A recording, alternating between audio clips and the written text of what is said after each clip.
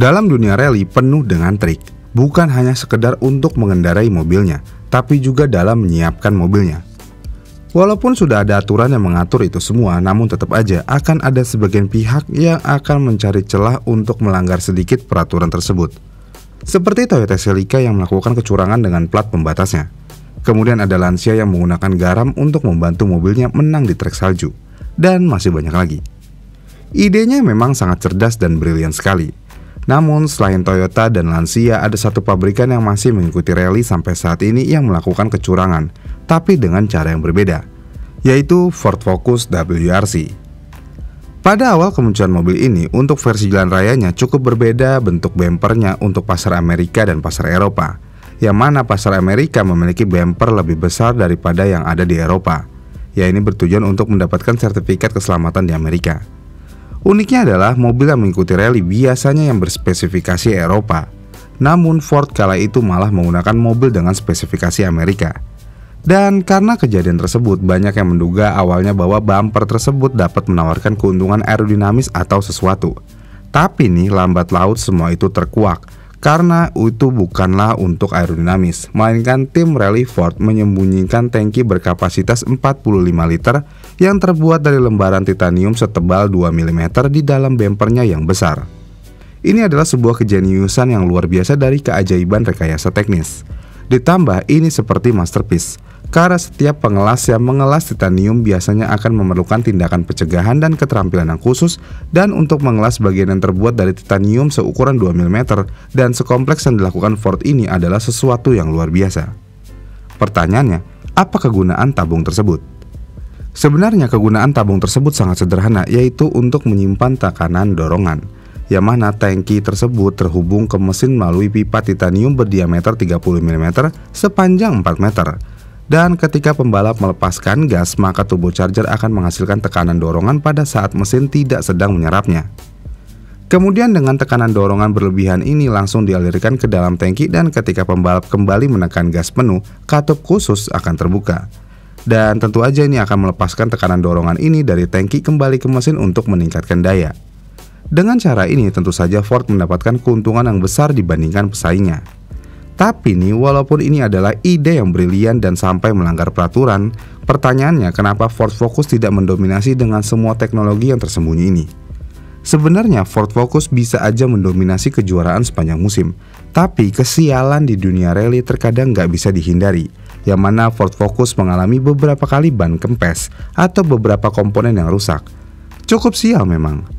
Tetapi meskipun banyak hambatan, Marco Martin yang mengendarai mobil tersebut pada tahun 2003 berhasil memenangkan 2 putaran rally Acropolis di Yunani dan rally Finlandia. Ya, meskipun Martin tidak sepopuler Colin McRae yang mengendarai Focus pada tahun sebelumnya, namun dia tetap menjadi salah satu yang terbaik di dalam dunia rally. Kemudian pertanyaan lainnya, bagaimana boost tank ini bekerja? Untuk hal ini, jadi Ford akan mengarahkan dorongan ekstra ini ke bawah tabung berdiameter 30 meter ke ujung mobil, di mana hal tersebut berada di dalam rangka. Kemudian katup akan memastikan tangki tetap bertekanan dengan udara dingin yang padat, dan ketika mobil mencapai RPM yang diinginkan, ECU akan membuka katup tangki dan memasukkan dorongan langsung kembali ke intake. Dengan cara ini memungkinkan mobil dapat beroperasi dengan semua dorongan yang bisa diambil dan memberikan peningkatan daya yang besar dibandingkan dengan para pesaingnya. Itulah yang akan terjadi dalam sistem ini. Namun ketika kasus ini terkuak, media kala itu memberitakannya cukup unik nih dan cukup masif, yang mana Ford melakukan kecurangan karena memberikan peningkatan daya yang besar kepada mobilnya.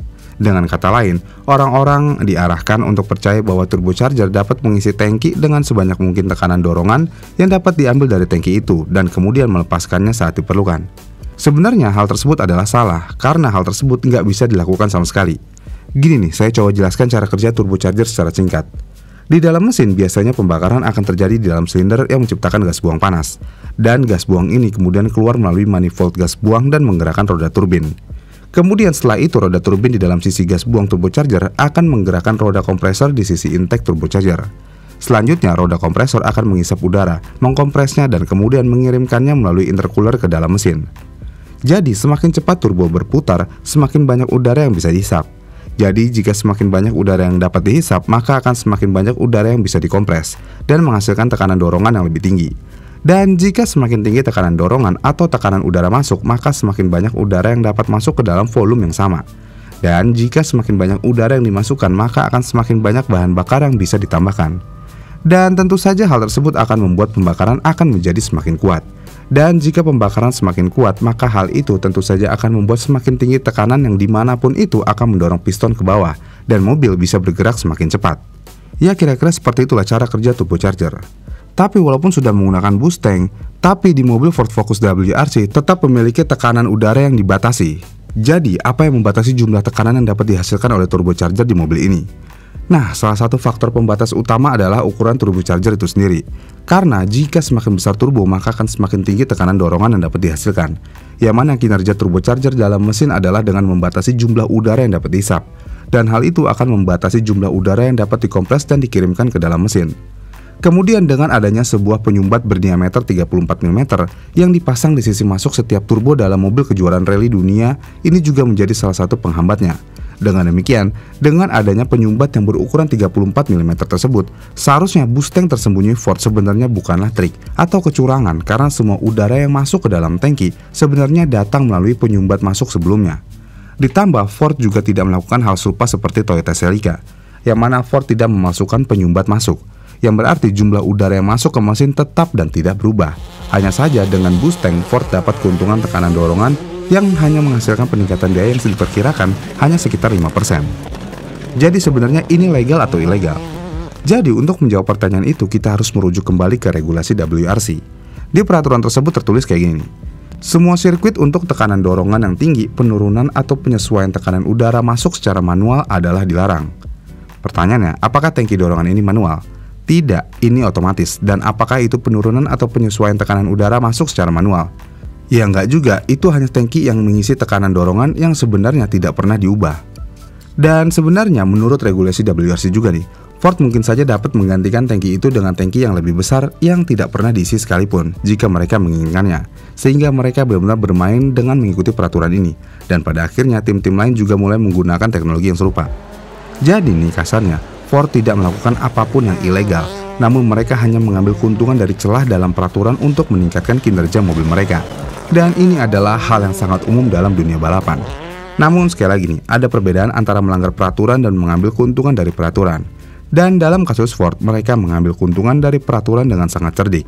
Bagaimana nih menurut kalian? Curang atau enggak? Komen di kolom komentar di bawah ya. Jika kalian suka dengan video ini, kalian bisa like dan subscribe channel ini. Dan sampai jumpa di video selanjutnya. Bye!